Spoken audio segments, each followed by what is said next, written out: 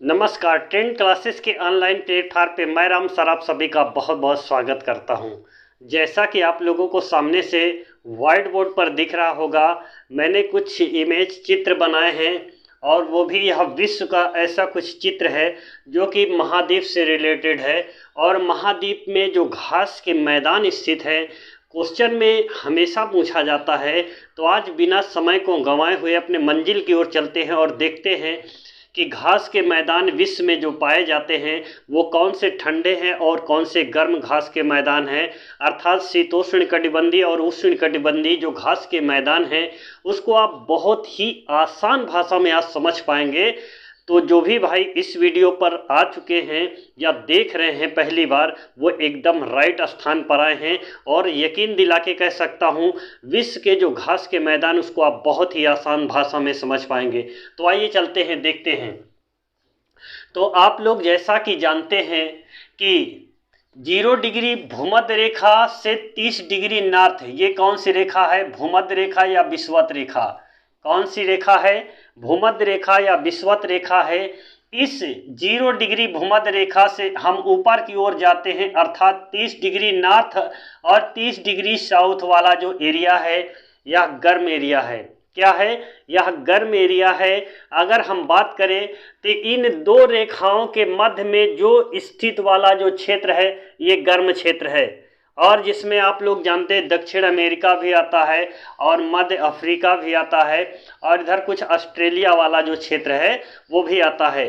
तो मैंने यहाँ पर लिख करके बहुत आसान भाषा में आपको बताने का प्रयास किया है। तो यहाँ से क्वेश्चन क्या पूछा जाएगा? देखिए, क्वेश्चन तमाम तरह से एग्जाम में बनते हैं, तो हमने यहाँ पर इस रेखा के माध्यम से आप लोगों को बताने का इसलिए प्रयास किया है।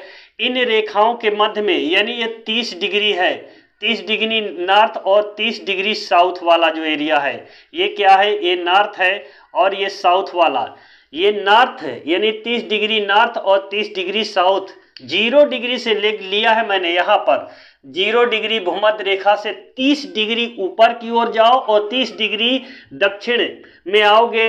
इनके बीच में जो क्षेत्र है इनको क्या बोलेंगे? उष्णकटिबंधीय क्षेत्र बोलेंगे।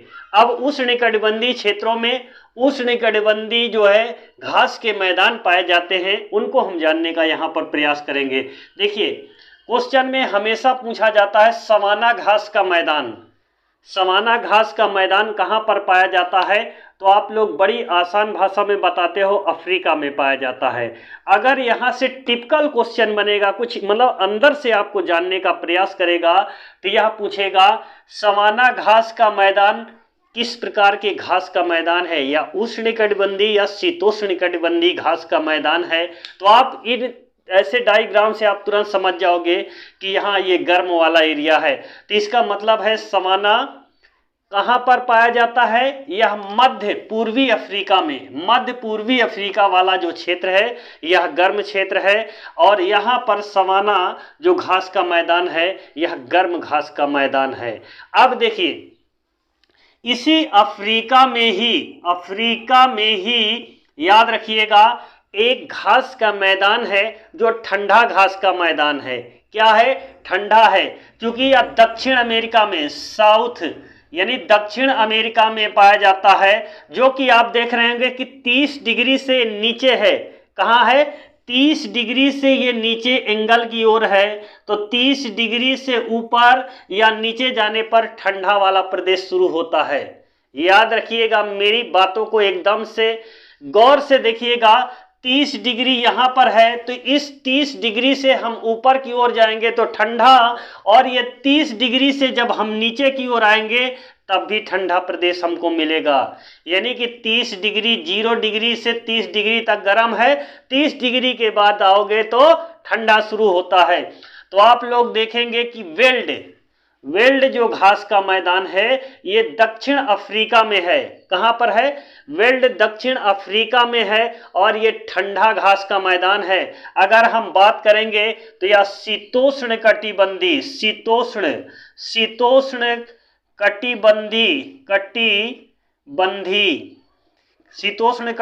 घास का मैदान है, अर्थात यह ठंडा घास का मैदान है, शीतोष्ण ठंडा है। अब देखिए, चलिए, अफ्रीका में ये दो क्वेश्चन बहुत ही इंपॉर्टेंट बनते हैं, जो कि आपके एग्जाम के लिए बेहद महत्वपूर्ण है। अब इधर आते हैं, कहाँ पर आते हैं हम, दक्षिण अमेरिका में आते हैं। देखिए, दक्षिण अमेरिका में आते हैं तो दक्षिण अमेरिका में तीन तीन ऐसे घास के मैदान हैं जो पूछे जाते हैं कि कंपास कहाँ पर है। तो याद रखिएगा, कंपास यहाँ पर जो रखा हुआ है आपके सामने, दक्षिण अमेरिका में अगर जगाएगा तो ब्राजील में है कंपास घास का मैदान। अगर पूछेगा किस में है तो दक्षिण अमेरिका में है। जगह पूछेगा तो ब्राजील में, अगर ये पूछेगा किस देश में तो दक्षिण अमेरिका में है। याद रखिएगा, दक्षिण अमेरिका में, याद रखिएगा, ये कंपास घास का मैदान है जो क्या है, उष्णकटिबंधीय घास का मैदान है। उष्ण गर्म घास का मैदान है। अब देखिए, यहीं पर एक लानोज वेनेजुएला में जो है, जो दक्षिण अमेरिका में ही पड़ता है, तो लानोज घास का मैदान है जो कि वेनेजुएला में है। अगर पूछेगा किस अमेरिका में है तो दक्षिण अमेरिका में है, साउथ अमेरिका में है। ये उत्तरी अमेरिका है और ये दक्षिणी अमेरिका है। और देख रहे हैं कि 30 डिग्री के मध्य में है, तो इसका मतलब ये है कि ये भी गर्म घास का मैदान है, लूनोज भी, जो कि वेनेजुएला में है।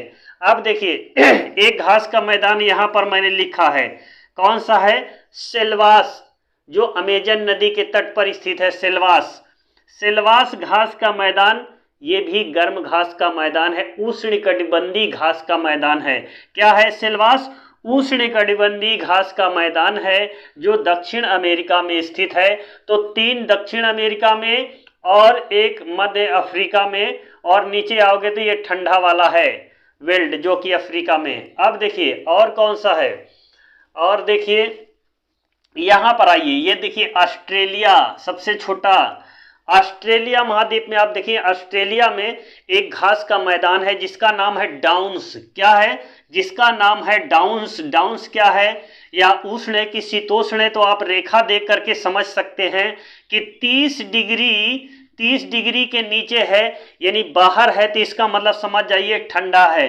तो डाउन्स घास का मैदान ऑस्ट्रेलिया में है। वो भी कैसा घास का मैदान है, तो ये भी शीतोष्ण कटिबंधीय है, शीतोष्ण घास का मैदान है, और वो भी कहाँ पर है, ऑस्ट्रेलिया में पड़ता है। आई होप कि वीडियो यहाँ तक आप लोगों को अच्छी तरह से समझ में आया होगा। अब देखिए कुछ ऊपर की ओर आते हैं, कहाँ, अब जैसे ही आप 30 डिग्री से ऊपर की ओर जाओगे तो आपको ठंडा वाला एरिया मिलेगा। अब ठंडा वाला एरिया में देखेंगे तो एक घास का मैदान है जिसका नाम है पुस्ताज। क्या नाम है? पुस्ताज, जो कि यूरोप में पड़ता है। यूरोप में ही पुस्ताज का जो घास का मैदान है वो ठंडा है। क्या है? शीतोष्ण कटिबंधीय घास का मैदान पुस्ताज, जो कि यूरोप में है। ये ध्यान से रखिएगा, क्वेश्चन जैसे मैं बता रहा हूं, यकीन मानिए जो आज तक आया हुआ क्वेश्चन है, ऐसे प्रश्नों का संग्रह ट्रेंड क्लासेस के ऑनलाइन प्लेटफॉर्म पे आपको दिया जा रहा है, और वो भी मैं आपको यहाँ पर सरल भाषा में समझाने का पूरा प्रयास कर रहा हूं। तो आप देखिएगा, ये पुस्ताज पूछेगा तो यूरोप में स्थित है। अब देखिए, एक पर्वत है, इस पर्वत से क्या इंडेज, कौन सा पर्वत है इसको बोलते हैं, तो याद रखिएगा, यहां पर एक और घास का मैदान है जो कि एशिया में है। एशिया यूरोप ये दोनों में विकसित है, जिसका नाम है स्टेपीज। क्या नाम है?